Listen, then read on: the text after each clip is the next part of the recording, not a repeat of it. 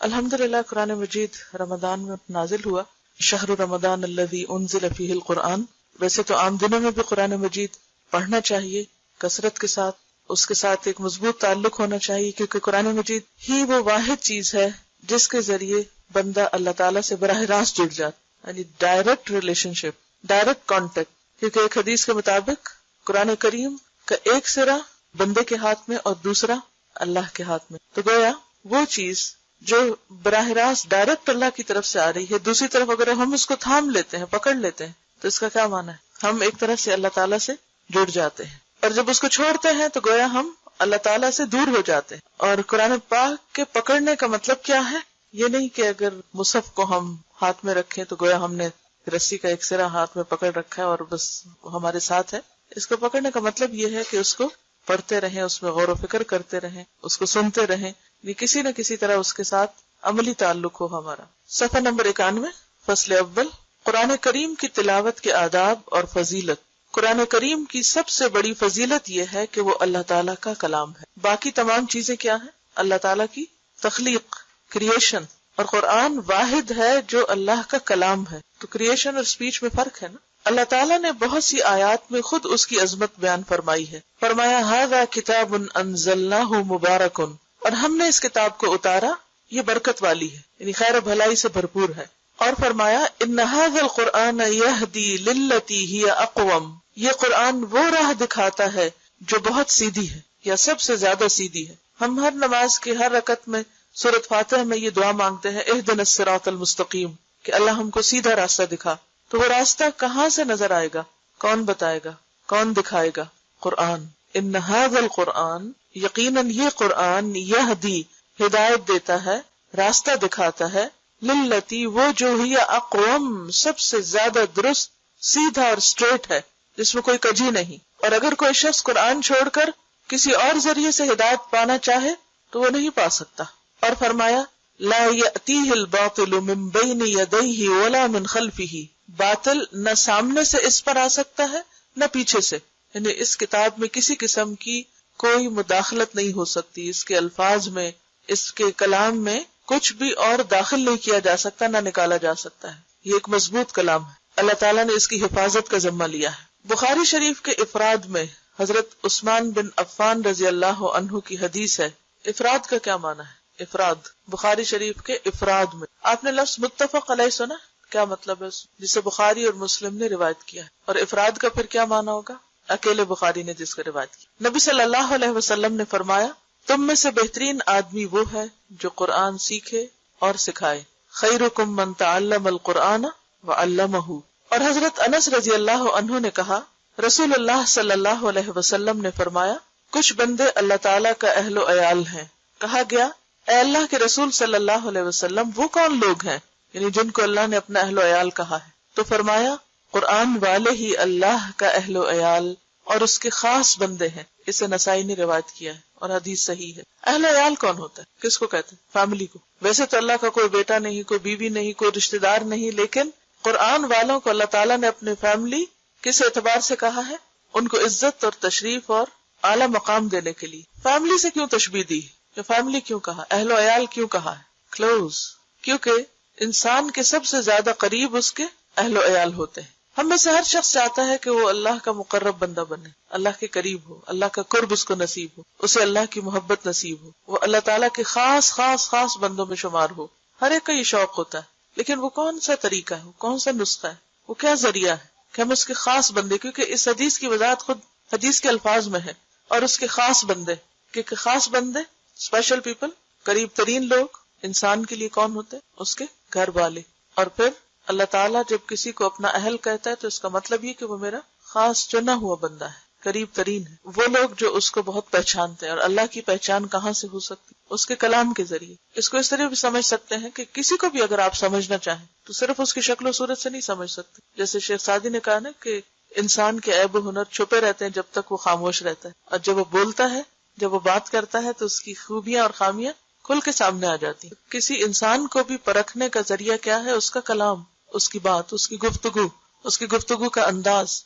تو اللہ تعالیٰ کی معرفت، اللہ تعالیٰ کی پہچان کس طرح ہو سکتی؟ یعنی ویسے تو کائنات کی مختلف نشانیاں ہیں، بہت سی جو اس کی کریشن اس کو دیکھ کر بھی اللہ کی پہچان ہوتی، لیکن جو پہچان قرآن کے ذریعے سے ہوتی ہے، اس کے کلام کے ذریعے سے ہوتی ہے، وہ کسی بھی دوسرے ذریعے سے نہیں ہو سکتی. نہ آپ کی عقل، نہ آپ کے انٹیلیجنس، آپ کی سمجھ بوجھ، آپ کے دنیاوی علوم، علم، کائنات میں گہرا غور و فکر، یہ سب چیزیں اپنی جگہ ہیں، لیکن سب سے بہترین ذریعہ اللہ کی پہچان کا اللہ کا کلام ہے، اور یہی اس سے قرب کا ذریعہ ہے. ایک اور حدیث میں ہے کہ نبی صلی اللہ علیہ وسلم نے فرمایا اللہ اس دل کو عذاب نہ کرے گا جس نے قرآن کو یاد رکھا، لیکن حدیث ضعیف ہے. اگرچہ ہم دیکھیں کہ معنی کے اعتبار سے بات میں ایک سینس ضرور ہے، یعنی اسے ہم نبی صلی اللہ علیہ وسلم سے منسوب نہیں کر سکتے، لیکن اگر اسے ویسے ایک بات کے طور پر لیں کہ وہ دل جس میں قرآن محفوظ ہو، کیونکہ قرآن کہاں اتارا گیا؟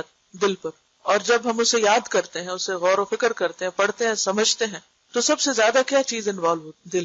تو وہ دل اللہ کے قریب ہوتا ہے، اللہ تعالیٰ کی رحمت تلے ہوتا ہے، جس دل میں قرآن کی محبت ہوتی ہے، اور جس دل میں قرآن محفوظ ہوتا ہے، اور جس پر قرآن ایک طرح سے نازل ہوتا ہے. نازل ہونے کا مطلب وحی کا نازل ہونا نہیں ہے، نازل ہونے کا مطلب اس کے معانی کا انکشاف ہے، اور اس کے اندر غور و فکر کی صلاحیت ہے. تو وہ جگہ جو ہر وقت قرآن میں مشغول ہو، آپ دیکھیے کہ جس جگہ قرآن مجید پڑھا جا رہا ہو تو کیا ہوتا ہے؟ اس جگہ پر رحمت اور سکینت نازل ہوتی ہے. حدیث میں آتا ہے نا، مجتمع قوم فی بیت من بیوت اللہ یتلون کتاب اللہ ویتدارسونہ بینہم الا ونزلت علیہم السکینہ وغشیتہم الرحمہ وحفتہم الملائکہ، کہ جب بھی کچھ لوگ اللہ کے گھروں میں سے کسی گھر میں اکٹھے ہو کر کیا کرتے ہیں؟ جمع ہو کر یتلون کتاب اللہ، اللہ کی کتاب پڑھتے، ویتدارسونہ بینہم، اور آپس میں اس کو سیکھتے سکھاتے ہیں، الا ونزلت علیہم السکینہ، مگر ان پر سکینت اترنے لگتی،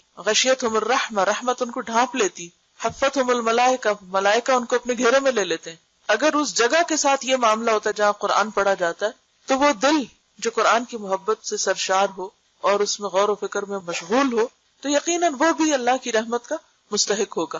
اس کے برعکس وہ دل جس میں حسد اور بغض اور نفرت اور کینہ اور بہت سی اور منفی چیزیں بھری بھی ہوں، تو اس کے بارے میں کیا آتا ہے؟ اور بخل خاص طور پر قرآن مجید میں آتا ہے نا، آگ جو ہے وہ ان کے دلوں تک پہنچ جائے گی. تطلع علی الافئدہ، ویل لکل ہمزہ میں آتا ہے نا، ویل لکل ہمزۃ لمزہ الذی جمع مالا وعددہ، وہ جس نے مال جمع کیا اور گن گن کے رکھا، یحسب ان مالہ اخلدہ، وہ سمجھتا ہے کہ اس کا مال ہمیشہ اس کے پاس رہے گا. کلا، ہرگز نہیں، لینبذن فی الحطمہ، وہ ضرور بضرور توڑ پھوڑ دینے والی میں پھینکا جائے گا. حطمہ جہنم کا ایک نام ہے. وما ادراک ما الحطمہ، اور تمہیں کیا معلوم کہ حطمہ کیا ہے؟ نار اللہ، اللہ کی آگ، الموقدہ، جو بھڑکائی جا چکی، التی تطلع علی الافئدہ، وہ جو دلوں کو جا پکڑے گی. ویسے تو آگ سارے جسم کو پکڑے گی، لیکن خصوصی طور پر دل کو کیوں جا کے پکڑے گی؟ کیونکہ دل ہی مرکز تھا دنیا کی محبت کا. دل میں ہی یہ بخل اور مال کی محبت اور سارا وقت بس وہی کیلکولیشنز کرتے رہنا اور ان کیلکولیشن سے باہر ہی نہ نکلنا، اور باقی ہر چیز کو بھلا کر صرف اور صرف اسی چیز میں مشغول ہونا، اور اللہ کی یاد اور اللہ کی محبت اور اللہ کی بھیجی ہوئی ہدایت اس سے بالکل غافل ہو کے جینا، یہ اس بات کی علامت ہے کہ وہ سزا بھی خاص طور پر وہاں تک پہنچے گی. اور پھر یہ کہ کوئی بھی چیز جو دل تک پہنچ جاتی ہے وہ کہاں تک جاتی؟ مثلا آپ دیکھیں آپ کے بلڈ میں کلاٹس ہوتے، لیکن جب وہ کلاٹ دل تک پہنچ جائے پھر کیا ہوتا ہے؟ ہارٹ اٹیک ہو جاتا ہے. دل تک کوئی بھی چیز جو پہنچتی ہے وہ پوری باڈی میں آٹومیٹکلی پہنچ جاتی. تو آگ کو بھی دل تک پہنچایا گیا تاکہ وہ پورے جسم کو اپنی لپیٹ میں لے لے. اسی طرح بنی اسرائیل کے بارے میں آتا ہے، وہ اشربوا فی قلوبہم العجلہ، ان کے دل جو تھے وہ بچڑے کی محبت پلائے گئے.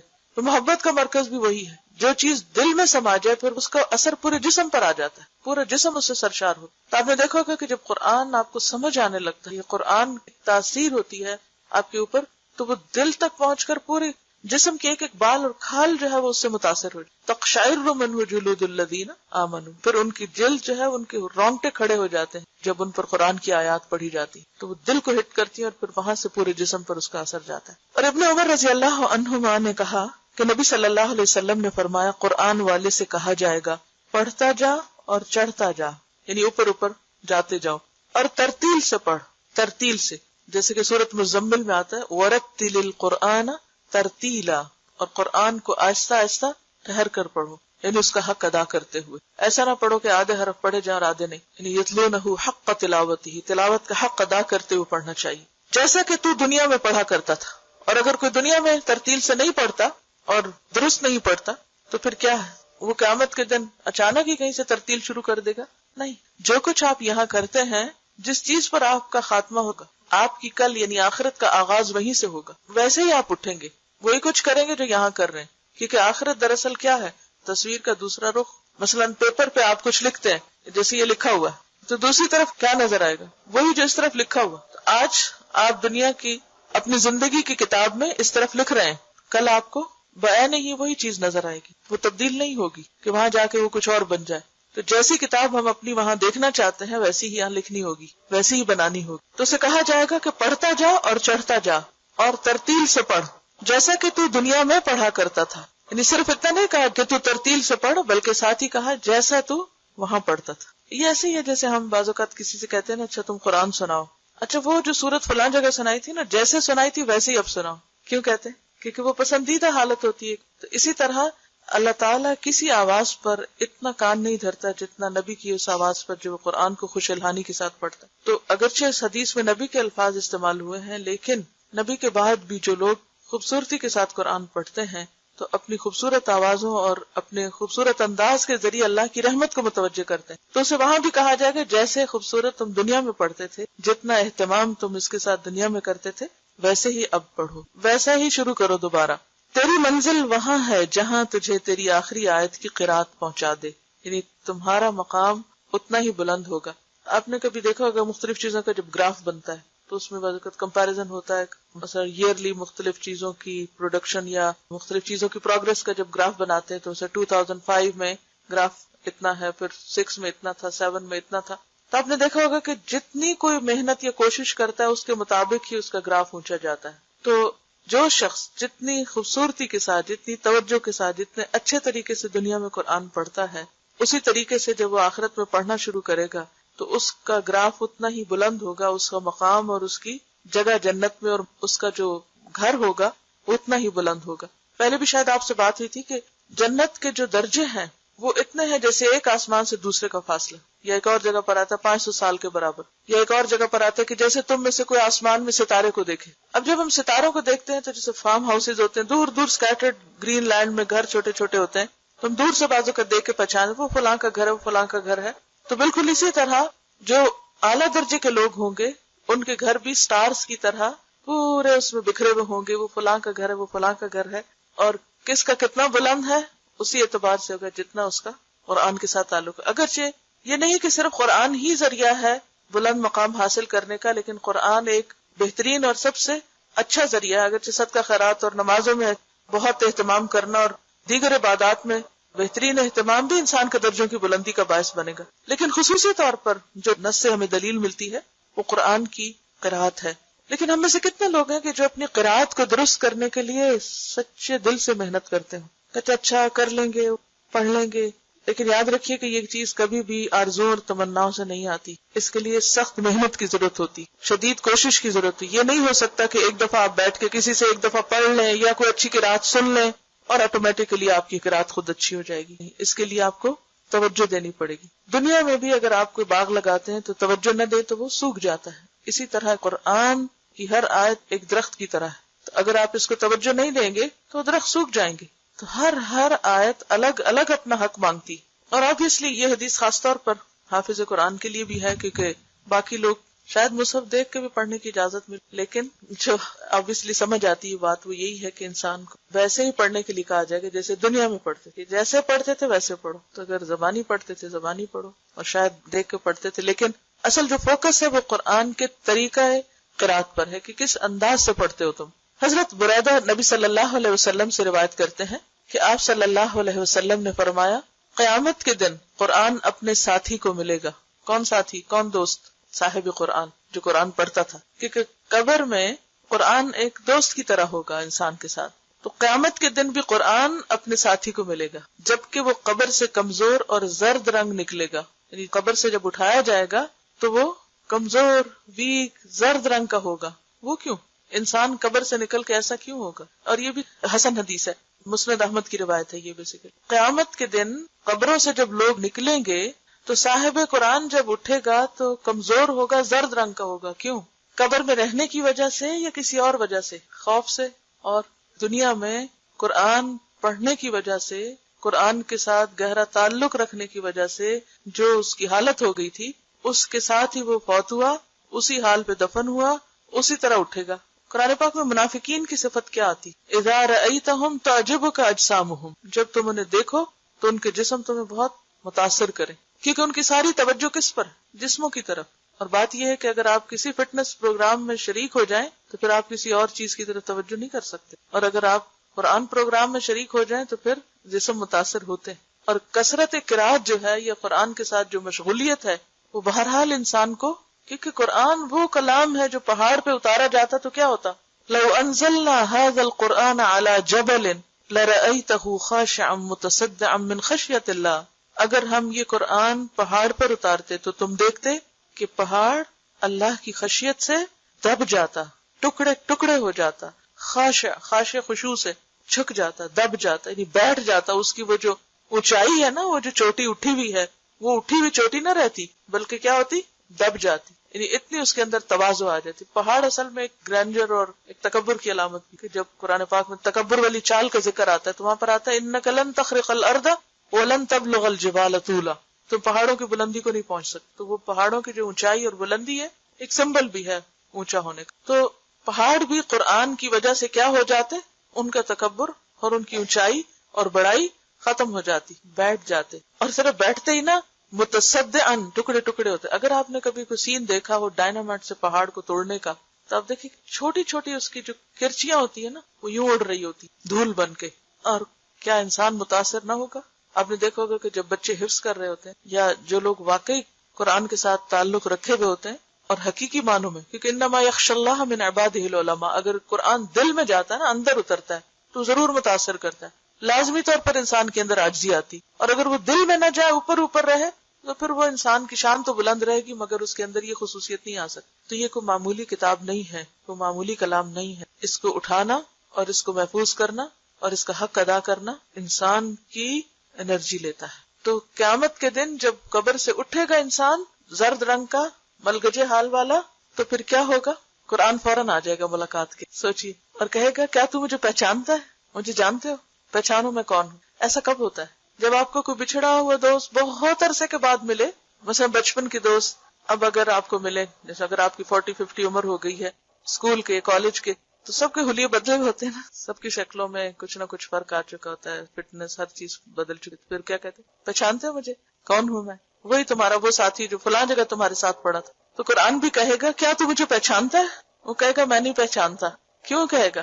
ایک تو وہ ہال ایسا ہوگا قبر سے نکلنے کا، اور دوسرا یہ کہ ظاہر ہے کہ کسی فزیکل شیپ میں تو قرآن کو کسی نے دیکھا نہیں دنیا میں. وہ کہے گا میں تیرا ساتھی قرآن ہوں کہ میں نے تجھے گرمی میں پیاسا رکھا، کیونکہ یہ نہیں ہو سکتا کہ آپ قرات کریں اور صاحب خوب پانی بھی پیئیں، بھول جاتے ہیں آپ پانی پی. میں نے تجھے گرمی میں پیاسا رکھا اور رات کو جگایا، کیونکہ رات بہترین وقت ہے قرآن کو پڑھنے اور سننے اور یاد کرنے. کیوں؟ کیونکہ یکسوئی ہوتی ہے. نبی صلی اللہ علیہ وسلم سے بھی کیا کہا گیا شروع کی جب سورۃ المزمل نازل، بالکل ابتدائی دور کی صورتوں، قم اللیل الا قلیلا نصفہ او انقص منہ او زد علیہ ورتل القرآن ترتیلا انا سنلقی علیک قولا ثقیلا. ہم آپ پر بہت بھاری بات نازل کرنے والے ہیں، اتارنے والے ہیں، ڈالنے والے ہیں. تو قم اللیل، قرآن اور رات کا ایک خصوصی تعلق ہے. جو لوگ رات کو قرآن نہیں پڑھتے، قرآن پوری طرح ان کے اندر نہیں اتر سکتا. انسان رات کو صرف وہ کام کرتا ہے جس کا اسے بہت شوق ہو، ورنہ نیند کسی بھی چیز کے لیے قربان نہیں کی جا سکتی. انسان نیند کس چیز کے لیے قربان کر سکتا؟ آپ کب جاگتے ہیں؟ سوچیں.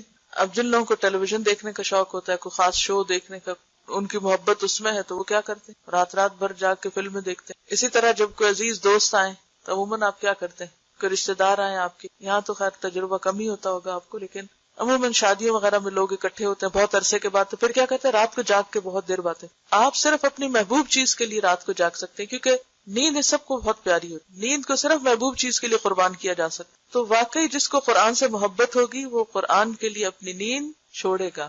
تو قرآن کہے گا میں تیرا دوست ہوں، میں نے تجھے گرمی میں پیاسا رکھا اور رات کو جگایا. اور ہر تاجر اپنی تجارت کے پیچھے ہے، ہر تاجر اپنی تجارت کے پیچھے ہے، اور میں آج تیرے لیے ہر تجارت سے اچھا ہوں. یعنی لوگ دنیا کے کاروبار میں لگے رہے، دنیا کا مال کمانے میں، دنیا کے پیچھے بھاگتے رہے، جابز کے پیچھے اور چیزوں کے پیچھے. چلے مردوں کی تو پھر ایک ضرورت ہوتی ہے، لیکن آج کے دور میں تو عورتوں کے لیے بھی جاب کرنا فرض سمجھ لیا گیا کہ وہ ضرور پیسے کمائیں. اور اگر وہ نہیں کرتی شاید وہ کوئی جرم کر رہی. حالانکہ اسلام نے عورت پر رتی برابر بھی یہ ذمہ داری نہیں ڈالی کہ وہ کما کر کچھ لائے.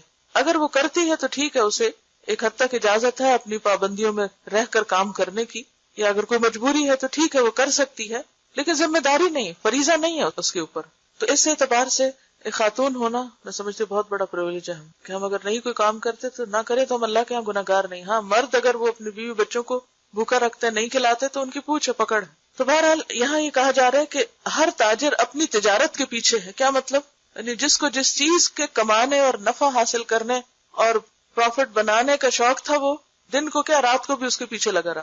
اور میں آج تیرے لیے ہر تجارت سے اچھا ہوں. قرآن مجید میں بھی آتا ہے نا، ہوا خیر مما یجمعون. یہ قرآن بہتر ہے ہر اس چیز سے جسے لوگ جمع کر رہے ہیں. مثلا آج ستمبر کی کون سی تاریخ؟ 5. آپ لوگوں نے 7 ستمبر سے قرآن پڑھنا شروع کیا تھا، تقریباً 1 سال ہونے کو. اس 1 سال میں آپ نے سورۃ یاسین تک قرآن کو جمع کیا، اس کا ترجمہ یاد کیا، اس کے معنی کو سمجھا، جس حد تک بھی جس سے جو محنت ہوئی کوشش ہوئی آپ نے سمیٹا اس کو. ہر ایک کا سمیٹنا فرق ہے نا، سب نے ایک جیسا نہیں دیا تو سب کو برابر کر گیا، لیکن ہر ایک نے جمع اپنے اپنے ظرف یا برتن یا کیپیسٹی کے اعتبار سے کیا اس کو. لیکن کچھ لوگ سوچتے رہے کس چیز نے روکا ان کو یہاں آنے سے، مثلا کسی جاب نے یا کسی اور ایسے ہی کام نے. اس 1 سال میں انہوں نے کتنا مال کما لیا ہوگا، کتنے پیسے کما لیے، اس سے کتنا کچھ کیا بنا لیں گے. ہو سکتا ہے ان کی ضرورت ہے تو ایک الگ بات ہے، لیکن اگر صرف شوق ہے، کئی لوگ صرف جاب کس لیے کرتے ہیں کہ اتنا پڑھا تو اب گھر بیٹھ جائیں کہ میری سیٹسفیکشن نہیں ہوتی. تو اگر صرف شوق کے لیے مال جمع کیا، وہ مال کہاں رکھا ہوگا؟ بینک میں. مثلا وہ بینک کا مال کون استعمال کر رہا ہے، کس کو فائدہ دے رہا ہے؟ یا کوئی چیز خریدی ہوگی، مثلا کسی نے زیور خریدا، وہ زیور کہاں رکھا ہوا؟ یا ہاتھ پر رکھا ہوگا یا کسی بینک کے لاکر میں رکھا ہوگا. اسی طرح کچھ اور، اسی طرح دنیا کی چیز کو ڈیکوریشن پیس خوبصورت، کوئی اچھے کپڑے خرید لیے ہوں گے، وہ ساری چیزیں کہاں رہیں گی؟ یہیں رہ جائیں گی. لیکن وہ خزانہ جو قرآن سیکھ کر آپ سمیٹتے ہیں، دنیا کی کوئی چیز اس کے برابر نہیں، کچھ بھی نہیں ہے ہی نہیں کہیں. ہوا خیر مما یجمعون. جو کچھ بھی انسان کماتا ہے، جو بھی جمع کرتا ہے، سمیٹتا ہے، کتنا کھا لیتا ہے، کتنا پہن لیتا ہے، باقی کس کے کام آتا ہے، چاہتے ہوئے یا نہ چاہتے ہوئے. بعض اوقات انسان خوشی سے کسی کو دیتا ہے اور بعض اوقات نہیں بھی خوشی سے دیتا اور دوسرے لے جاتے ہیں. اور وہ کس کام لگاتے ہیں اس کو؟ مثلا ہماری اولاد لے جاتی ہے، کوئی بھی لے جائے، کس کام لگائیں گے؟ ہمیں نہیں پتا کیا کریں گے ہمارے مال سے، ہمارے کام تو نہیں آئے. ما اغنى عنہ مالہ وما کسب. اگر نیت درست نہیں، مقصد درست نہیں تو کمایا ہوا مال بھی کام نہیں آئے گا، سب کچھ یہیں رہ جائے گا. تو وہ کہے گا ہر تاجر اپنی تجارت کے پیچھے ہے اور میں آج تیرے لیے ہر تجارت سے اچھا ہوں. پھر اس کے دائیں ہاتھ میں اختیار دیا جائے گا. حکومت کا بھی لفظ آتا ہے، ملک کا لفظ آتا ہے عربی میں. اور بائیں ہاتھ میں ہمیشہ رہنا، خالدین فیہا جیسے قرآن میں آتا ہے. اور اس کے ماں باپ کو 2 حلے جوڑے پہنائے جائیں گے. حلہ کہتے ہیں جو اوپر کو اوور ڈریس ہوتا ہے نا، عرب لوگ جلباب کی طرح لمبا سا ڈریس پہنتے. اور 2 کا لفظ یہ نہیں کہ ایک کے اوپر ایک پہنا دیا، مطلب یہ ہے کہ ایک نیچے پہنا ہوتا ہے اور ایک اوپر اوڑا ہوا ہوتا ہے. خدائی بہتر جانتا ہے ان کی اصل صورت کیا ہوگی اور اس کی قیمت کیا ہوگی کہ ساری دنیا ان کی قیمت نہیں بن سکتی. پوری دنیا کا مال خرچ کر کے آپ دنیا میں وہ کپڑا نہیں خرید سکتے. وہ کہیں گے یہ حلے ہمیں کس سبب سے پہنائے گئے ہیں، اتنے خوبصورت کپڑے ہمیں کیوں دیے جا رہے ہیں؟ کہا جائے گا تمہارے بیٹے نے قرآن یاد کیا تھا. اور اگر ماں باپ کی یہ عزت ہے تو خود اس شخص کی عزت کیا ہوگی، خود اس کو کیا دیا جائے گا، کیا پہنایا جائے گا. پھر کہا جائے گا جنت کے درجات اور بالا خانوں میں پڑھتا جا اور چڑھتا جا. اقرا ورتقی کا لفظ آتا ہے عربی، ترقی کرتے جاؤ. وہ جب تک پڑھتا رہے گا چڑھتا رہے گا، خواہ تیزی سے پڑھے یا آہستہ، جیسے چاہے پڑھے، جتنی دیر چاہے لگائے، انجوائے کرے. ابن مسعود رضی اللہ عنہ نے کہا قرآن والے کو چاہیے کہ وہ اپنی رات کو پہچانے جبکہ لوگ سوئے ہوئے ہوں، اور اپنے دن کو جبکہ لوگ کھانا کھائیں، اور اپنے غم کو جبکہ لوگ خوش ہوں، اور اپنے رونے کو جبکہ لوگ ہنسیں، اور اپنی خاموشی کو جبکہ لوگ باتیں کریں، اور اپنے خشوع کو جبکہ لوگ تکبر کریں. کیا مطلب ہے اس کا؟ وہ اپنی رات کو پہچانے جبکہ لوگ سوئے ہوئے. رات کو پہچاننے کا مطلب کیا ہے؟ یعنی اس کی قدر و قیمت جانے کہ لوگ سو کر غفلت میں گزار رہے ہیں، کیونکہ جن کی زندگی میں کوئی مقصد نہیں ہوتا، کوئی پیشن نہیں ہوتا، انہیں سونے کا بہت شوق ہوتا ہے. وہ سو کر پھر سوتے ہیں، پھر سوتے ہیں. قرآن والے کے آس پاس لوگ سوئے پڑے، لیکن ان کے آس پاس لوگ سوئے بھی ہوں تو وہ خود کیا کرتے ہیں؟ وہ ان کے طریقے پہ نہیں چلتے، وہ اس پہ حسرت نہیں کرتے ہائے کتنے خوش قسمت یہ سو رہے ہیں اور میں کس مصیبت میں. سب آرام کر رہے ہیں اور مجھے پڑھنا پڑ رہا ہے. وہ اپنی رات کو پہچانے، یعنی رات کی قدر و قیمت پہچانے کہ جب وہ زیادہ بہتر طور پر پڑھ سکتا ہے،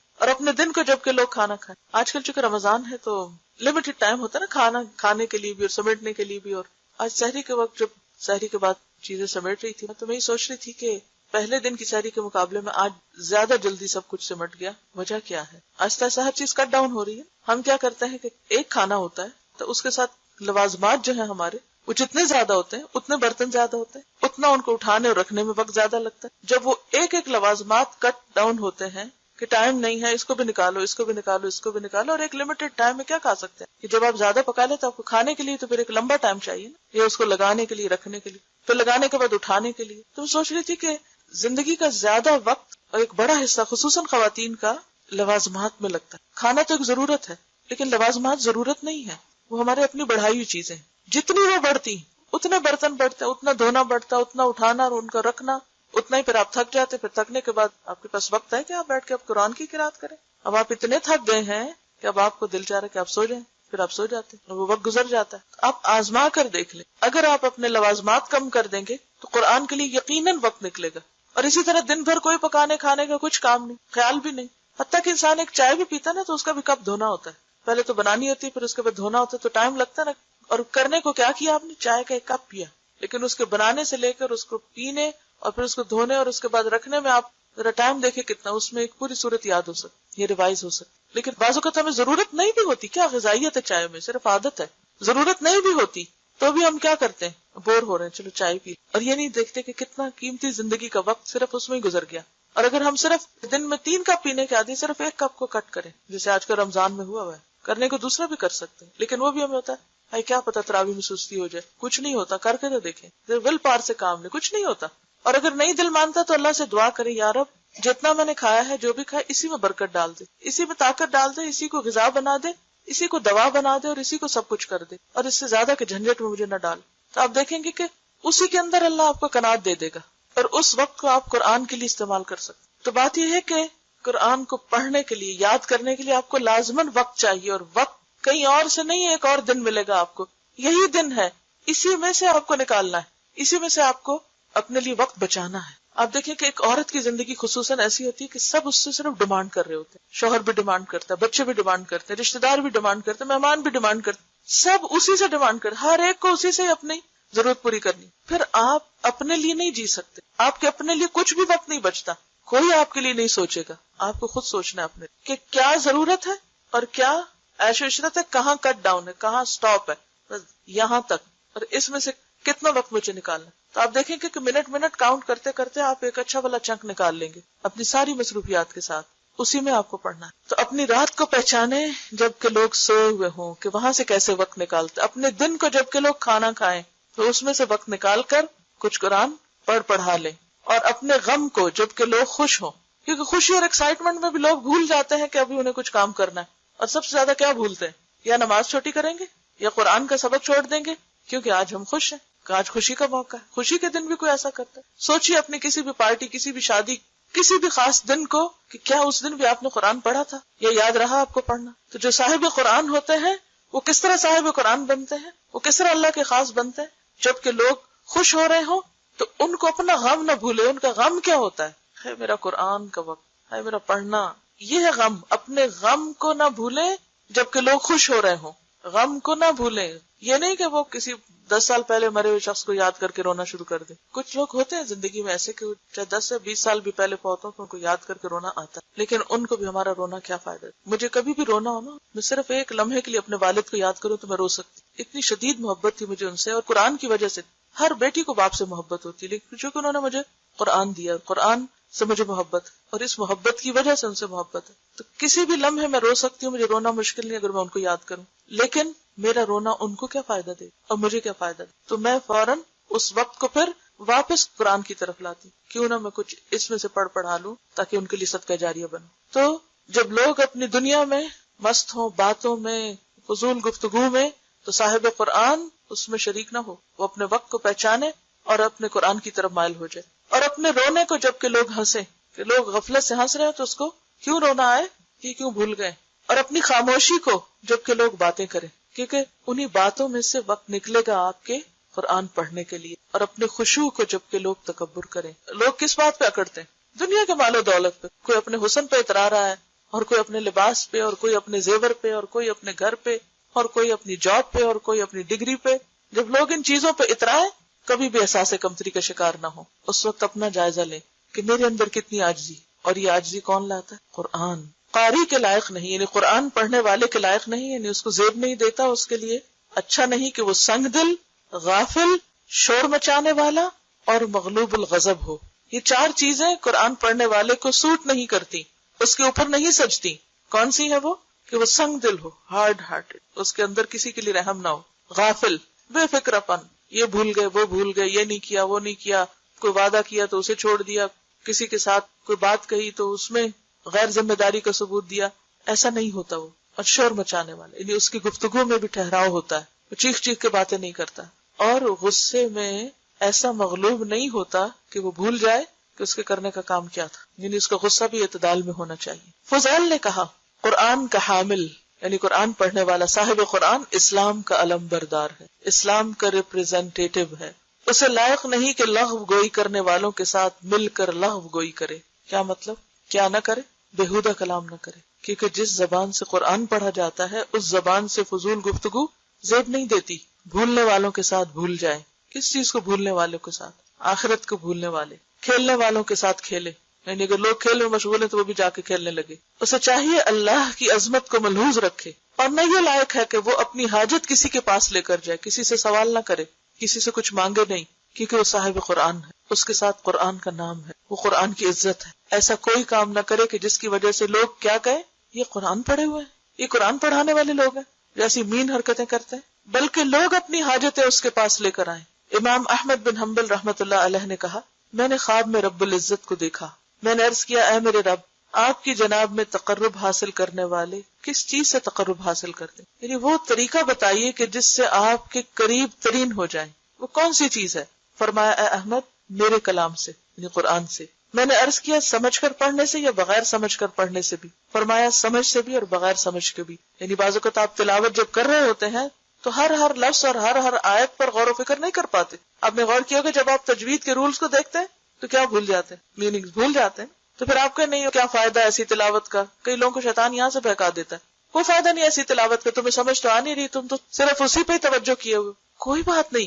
کیوں؟ اس لیے کہ آپ قرآن پڑھ رہے ہیں، اللہ کا کلام، اور اس کا ایک ایک حرف کا حق ادا کر رہے ہیں. یہ بھی قابل عزت اور اللہ کے قریب ہونے والا کام ہے. تو ہم سب کو اس بات کا دھیان رکھنا چاہیے کہ ہم کیا ہیں؟ حامل قرآن ہے، صاحب قرآن ہے. ہمارا اخلاق صاحب قرآن ہونے کو ریپرزینٹ کریں. دنیاوی خواہشات اور دنیاوی ضرورتیں کہ لالچ رکھنا دل میں اور دنیا کی محبت رکھنا بیسیکلی، کیونکہ قرآن ایسی چیز ہے بابرکت کہ جس کے ساتھ ہر برکت اترتی ہے. لیکن اگر انسان کے دل کے اندر لالچ ہو تو برکتیں چھن جاتی. قرآن پڑھانے کے بعد سوائے اللہ کے انسان کسی چیز کی طرف خواہش نہ رکھے، یعنی دنیا کی حسرت اس کے دل میں. کیونکہ قرآن پڑھنے کے بعد اگر کوئی شخص دنیا کی محبت رکھتا ہے یا کسی اور چیز کو اس سے بڑھ کے امپورٹنس دیتا ہے تو وہ قرآن کی ناقدری کرتا ہے. کیونکہ اللہ نے اس کو وہ دے دیا هو خیر مما یجمعون، جو ہر چیز سے زیادہ بہتر ہے جسے لوگ سمیٹتے ہیں. تو اگر اس کے ہوتے ہوئے قناعت نہیں ہے اندر، اس کے ہوتے ہوئے غنا نہیں ہے اندر، اس کے ہوتے ہوئے اگر دنیا کی ہرس ہے اور ان چیزوں کے پیچھے انسان بھاگ رہا ہے اور ہاتھ پھیلا رہا ہے جو حقیر دنیا کی ہیں صرف اس لالچ کی وجہ سے جو اندر ابھی بھی بھری ہوئی ہے، تو یہ قرآن کی توہین ہے بیسیکلی. ازواج مطہرات کے بارے میں آتا نا، ان کو کہا گیا تھا نا وَاذْكُرْنَ مَا يُتْلَى فِي بُيُوتِكُنَّ، ان کو خاص طور پر آیات اللہ اور حکمت کی باتیں پڑھنے کو اور پڑھانے کو کہا گیا تھا. تو اس کے ساتھ ہی انہی آیات میں کیا ہے، یا ایھا النبی قل لازواجک ان کنتن تردن الحیاۃ الدنیا وزینتها فتعالین امتعکن واسرحکن سراحا جمیلا وان کنتن تردن اللہ ورسولہ والدار الآخرۃ فان اللہ اعد للمحسنات منکن اجرا عظیما. دو راستے ہیں، جس کو چاہیں اختیار کر لیں. حضرت عائشہ نے کیا کہا، اس بات کے لیے میں اپنے ماں باپ سے مشورہ کروں؟ مجھے تو اللہ اور اس کا رسول اور آخرت کا گھر چاہیے. وآخر دعوانا ان الحمدللہ رب سبحانک اللہم وبحمدک نشہد ان لا الہ الا انت نستغفرک ونتوب